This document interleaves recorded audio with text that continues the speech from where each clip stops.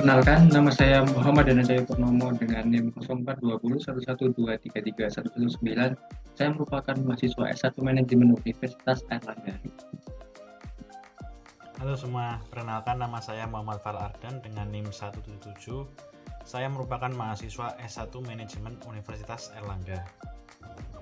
Halo semuanya, Assalamualaikum warahmatullahi wabarakatuh. Perkenalkan, nama saya Dava Primaditya dengan NIM 042011233251. Saya merupakan mahasiswa S1 Manajemen UNER. Hai semuanya, perkenalkan nama saya Fadil Muhammad dengan 3 NIM 176 dari kelompok 4 jurusan S1 Manajemen UNAIL.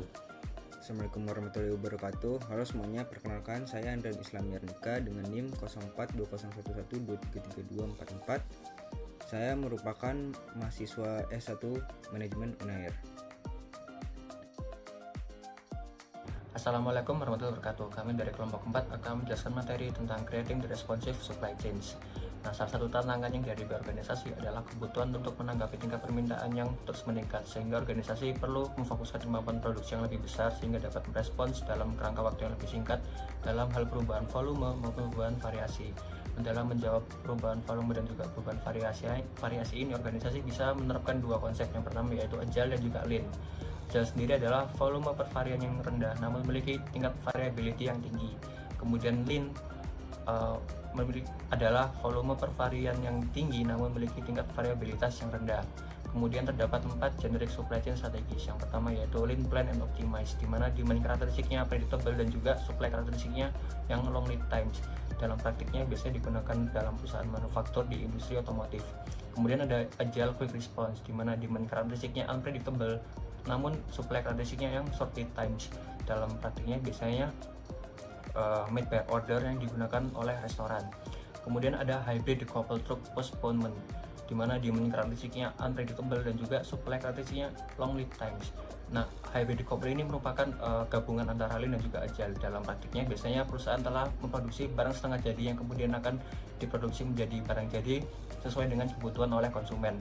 Lalu yang terakhir ada Kanban continuous replenishment, yang dimana demand karakteristiknya predictable dan juga supply karakteristiknya yang short lead time. Materi selanjutnya yaitu product push versus demand pull. Nah, seperti yang kita ketahui, terdapat dua macam strategi untuk mengelola aliran barang melalui rantai pasok. Yang pertama yaitu strategi push, di mana keputusan produksi dan distribusi dibuat berdasarkan perkiraan dan prediksi permintaan di masa depan.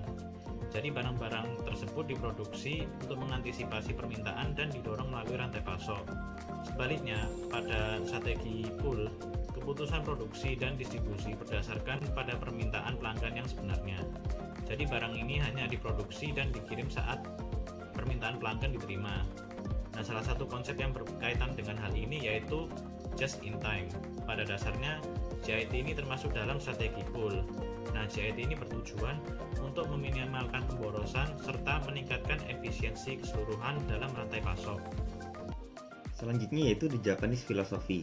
Sebuah analogi yang sering digunakan di Jepang adalah bahwa investasi di organisasi dalam persediaan itu layaknya seperti sebuah danau yang besar dan dalam. Perbandingannya dengan bisnis adalah sederhana. Kedalaman air di danau mewakili inventaris dan bebatuan mewakili masalah.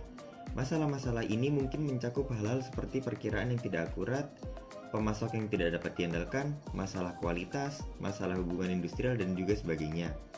Banyak ditemukan bahwa keterbatasan ruangan untuk penyimpanan barang telah membuat sebuah negara sadar bila diperlunya memaksimalkan sumber daya fisik.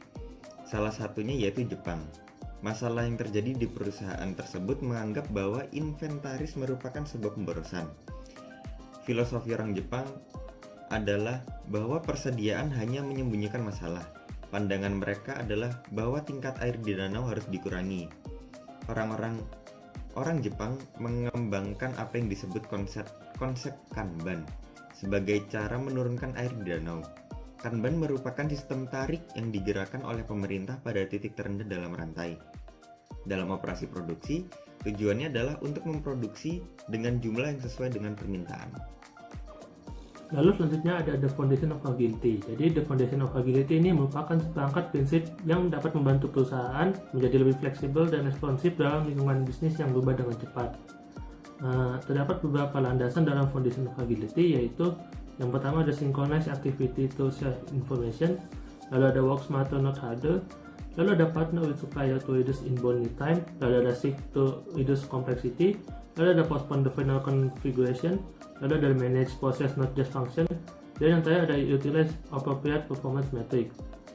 Dengan mengadopsi the foundation of agility ini, organisasi dapat meningkatkan kemampuan mereka untuk beradaptasi, berinovasi, dan berkembang di dunia bisnis yang dinamis saat ini. Ada roadmap to responsiveness, yaitu pergeseran keseimbangan kekuatan di saluran distribusi telah menyoroti perlunya bisnis didorong oleh pasar daripada oleh internet sendiri sasaran. Namun agar organisasi benar-benar digerakkan oleh pasar, harus ada fokus berkelanjutan pada daya tanggap di seluruh bisnis dan pasokannya yang lebih luas rantai. Ada banyak persyarat untuk ketanggapan. Bisnis yang responsif akan memiliki pemasok yang gesit dan bekerja sangat erat dengan mereka untuk menyelaraskan proses di seluruh perusahaan yang diperluas. Itu juga akan mendekat dengan pelanggannya, menangkap informasi tentang permintaan nyata dan membagikan informasi dengan mitranya di seluruh jaringan. Perusahaan-perusahaan yang dapat mengikuti roadmap ini kemungkinan besar akan menjadi pemimpin di bidangnya lebih sering daripada tidak. Ketika kita melihat perusahaan yang sukses di pasar manapun, mereka cenderung menjadi perusahaan yang telah menunjukkan kemampuan untuk merespon lebih cepat terhadap perubahan kebutuhan pelanggan mereka.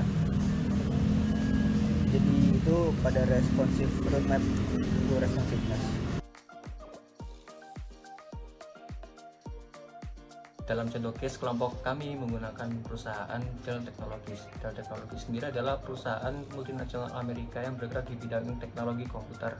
Nah, perusahaan ini didirikan oleh Michael Dell pada tahun 1984 yang berkantor pusat di Round Rock, Texas, Amerika Serikat. Perusahaan ini merupakan produsen perangkat keras komputer, perangkat lunak, bahkan layanan lain yang berkaitan dengan teknologi komputer. Dell sendiri berfokus pada pasar di Amerika dalam hal memproduksi perangkat lunak dan juga cheater.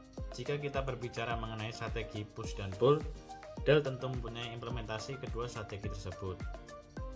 Dell menerapkan strategi push mereka untuk memprediksi permintaan produknya serta mempertahankan aliran barang yang stabil melalui rantai pasoknya.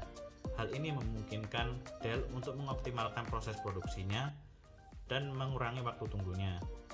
Di sisi lain, Dell juga menerapkan strategi pull mereka untuk merespon perubahan permintaan pelanggan dengan cepat. Nah, mereka melakukannya dengan menggunakan model build to order yang memungkinkan pelanggan untuk menyesuaikan PC mereka dan menerimanya dengan cepat. Nah, dengan menggabungkan elemen strategi push dan pull mereka, Dell mampu mengoptimalkan proses produksinya serta merespon dengan cepat perubahan permintaan pelanggan mereka.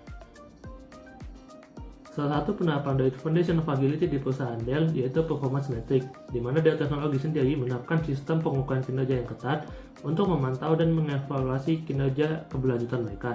Selain itu, Dell juga berupaya untuk menjalin kemitraan strategis dengan para pemangku kepentingan di seluruh rantai pasokannya. Sekian penjelasan mengenai materi beserta implementasinya terhadap creating the responsive supply chains. Semoga apa yang kami jelaskan ini dapat menjadi ilmu yang bermanfaat bagi teman-teman semua. Kurang lebihnya mohon maaf. Terima kasih.